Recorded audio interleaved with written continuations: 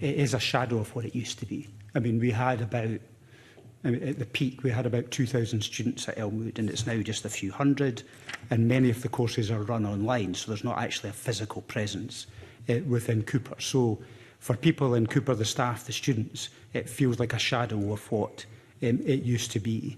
And they don't have confidence in the organisation that there is a positive vision for the future. Right from the beginning, we've been asking for clarity and a positive vision for what's next. And I think we've just had drift and a series of cuts over time. The farm was sold off. The golf course was attempted to be sold off. The result, I think, of the indecision has meant the student accommodation has had to be closed because of the poor condition of them, and now the main building. And we're shrinking into the old Elmwood house, so it's a very tight space. It just doesn't inspire us locally, students or staff. So tell me, convince us at last that you're actually going to stay in Cooper with a positive vision for the future and potentially look to grow opportunities, because it's a major agricultural centre. We've got golf over in St Andrews. We've got many animal-based businesses in the community, but yet we just have drift and cut. So first of all, Mr Rennie, I fully respect your passion for Elmwood, and I share that passion. Let me give a bit of a picture of what our plans are for the future.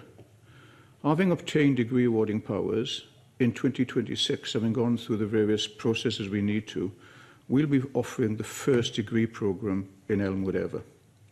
That is going to be in sustainable golf. Now, you're quite right to point out that that will be through distance learning, but frankly, as we've all been saying this morning, that is what the future is going to be.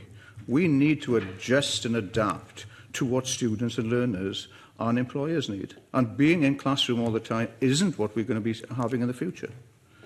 The second is that a number of professional development programmes are being developed around ecological surveying to support data literate students going out to support the natural economy.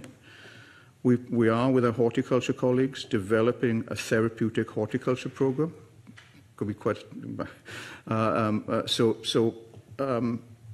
a number of important developments going forward, but the balance of students on campus and students doing distance learning is going to change. The demographics in your SPICE report show that over the past 20 years, we're getting almost a halving of the number of people in the age group of 16 to 24.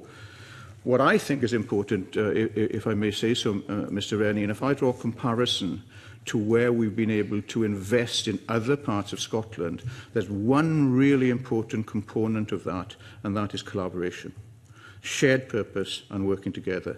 And I would love to work with you in terms of moving that agenda forward in Elmwood. We recognise Elmwood as an important and essential part of our portfolio, and indeed our board will be meeting there in September, and I welcome your presence at that board meeting to share some of our plans. You'll find a willing partner here. But there's some way to go to convince us. I mean, there was a vote of no confidence by EIS members of staff, not just Elmwood, but across the institution. And they voted overwhelmingly a vote of no confidence in the leadership of the institution.